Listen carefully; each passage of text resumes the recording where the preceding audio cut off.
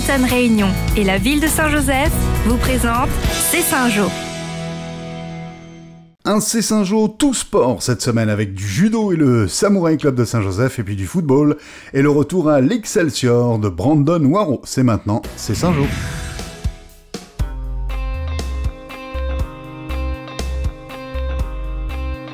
C'est toujours un plaisir de rendre visite aux judokas de Saint-Joseph réunis dans le Samouraï Club. Se sont invités à la séance du lundi un groupe venu du Val d'Oise et composé de 17 personnes. En fait, tout simplement parce qu'on a des amis qui faisaient partie du club, qui sont partis à La Réunion. Donc il y a 3 ans, on avait initié un stage au Japon. Donc on avait fait 15 jours au Japon. Et là, tous les 3 ans, on essaie de faire quelque chose. Donc on se dit, pourquoi pas La Réunion. Un voyage qui allie sport et découverte de l'île, comme nous le précise un des éducateurs. Pas mal d'activités en effet, du VTT, de descente, on a fait du canyoning, tunnel de lave. Et là, on était 3 jours dans Mafat. Bref, et tous les soirs entraînement. Et en même temps, on est allé s'entraîner dans différents clubs de l'île et aussi au sport-études. Et c'était une occasion pour nous de montrer à nos jeunes ce qu'était vraiment le randonnée, le combat difficile dans une structure de haut niveau. Le président du Samouraï Club était ravi de ces rencontres avec l'extérieur. Elles sont toujours formatrices. Ils vont pouvoir se confronter avec d'autres ceintures noires, d'autres gars qui sont aguerris. Et donc je pense que ça va leur apporter toujours quelque chose. Au premier coup d'œil, et sans être un expert, on est surpris par le nombre de ceintures noires sur les tatami.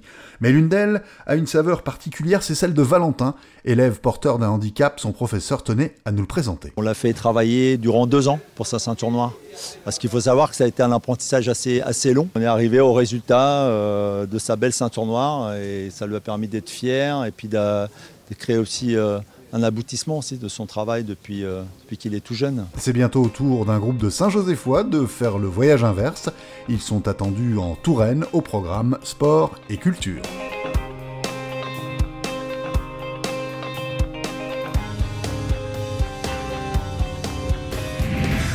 Brandon Waro est de retour au pays, chez lui à Saint-Joseph, après un parcours très formateur, parti à l'âge de 15 ans, présélectionné en équipe de France des moins de 16 ans, en formation au Havre jusqu'à décrocher le statut de stagiaire pro. Brandon retrouve l'Excelsior. Retour aux sources, il y a la famille, il y a le contexte que je connais, que voilà, ça me motive beaucoup.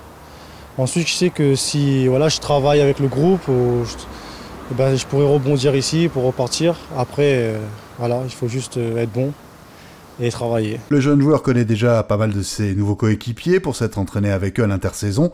Le président de l'Excelsior est ravi de la venue de Brandon et reste conscient que ce retour pourrait n'être qu'une étape dans la carrière du joueur. Brandon Waro qui revient aujourd'hui à l'Excelsior, et il n'est pas venu définitivement, bien au contraire, ça peut être un passage et rebondir dans 1 an ou 2 vers le monde pro. Il y a eu des cas, il y a eu le cas de Dimitri, il y a eu Ludovic Ajorc, il y a plein de cas à citer. Attaquant de pointe, Brandon Waro est prêt à montrer son efficacité.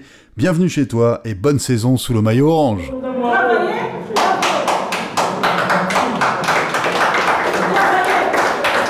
À l'agenda, ne manquez pas la médiathèque pendant tout le mois de mai, l'expo Dérive du bassin de Manapani d'Alain Ducrot.